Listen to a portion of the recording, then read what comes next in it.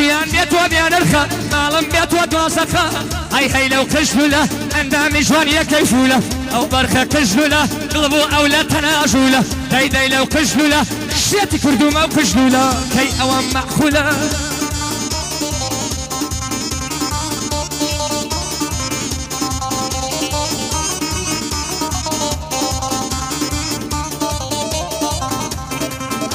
هاي درقاي هرمال بكاتو او برخه قشلوله درقاي هرمال بكاتو او شوخه قشلوله الين كهرباهاتو داي لو قشلوله نايب ولا من الرواتو زارق او قشلوله خيالي او انباتو هي لو قشلوله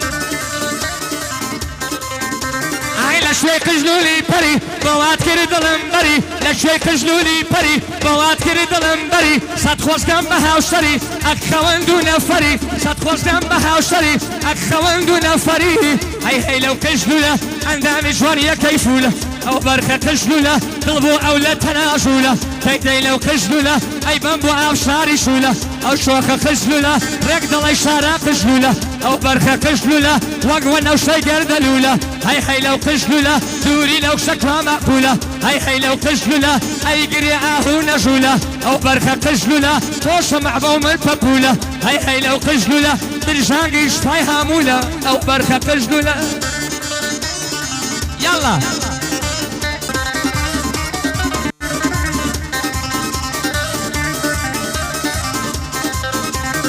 اوان داب اخوي دناشط او شوخه قشلوله اوان داب اخوي اناشط او شوخه قشلوله سارق لقل من ناسازت هي لو قشلوله فوز كم بوي كدي خوازت او برخه قشلوله فوز كم بوي كدي خوازت او شوخه قشلوله هي قشلولي اشوخش بوالو للدور اي قشلولي اشوخش بوالو للدور قش شانك شد وستان لدش شون خستوت نتمومش شانك شد وستان لدش شون خستوت نتمومش هي لو قشلوله اندامي جوانيه كيفوله او برخه قشلوله طلبو او لا تناجوله داي لو قشلوله برجانقي شفاي هاموله او شوخه قشلوله اي بمبو او شاري شوله او شوخه قشلوله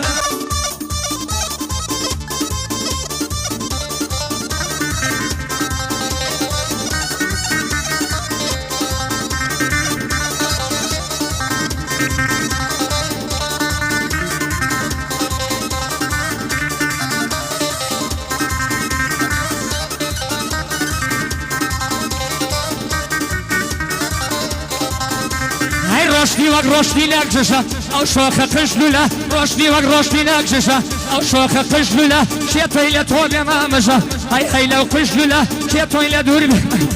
او شوخه قشلوله او شوخه قشلوله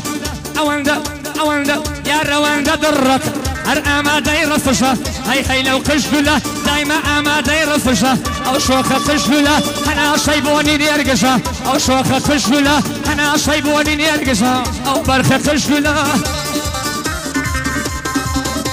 هي قشل الباء والشيناق من اذكر دواء قلق قشل الباء والشيناق من اذكر دواء قلق من اذكر دواء قلق لشدنا الموت الادرك لشدنا الموت الادرك هي لو قشلوله اندامي جوانيه كيفوله او برخه قشلوله قلبو او لا تناجوله او برخه قشلوله